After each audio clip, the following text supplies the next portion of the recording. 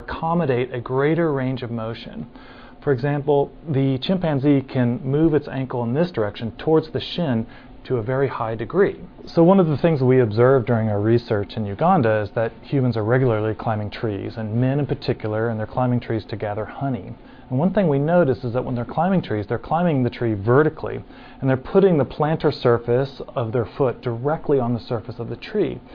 And they're bending their ankle to an astonishing degree.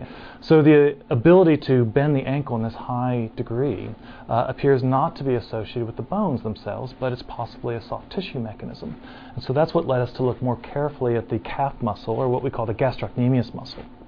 Now, the length of the fibers in that muscle are what gives the muscle what we call an excursive ability.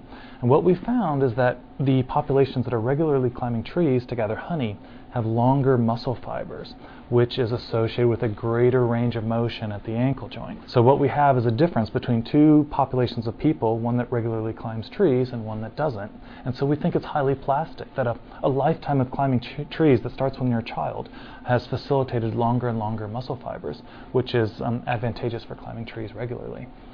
And so something like Lucy, a famous hominin from about 3.6 million years ago, it's quite likely, even though it had a foot that's very human-like in its overall anatomy, it could have had soft tissues, things that don't preserve in the fossil record, that facilitated effective tree climbing.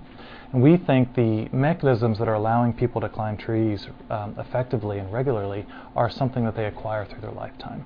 So one example that we think is pretty interesting is that women who wear high-heeled shoes, for example, it's quite the opposite effect. A woman who's wearing a high-heeled shoe is constantly contracting their calf muscle. And what happens over the lifetime of that woman is her muscle fibers actually get shorter and shorter, and her ankle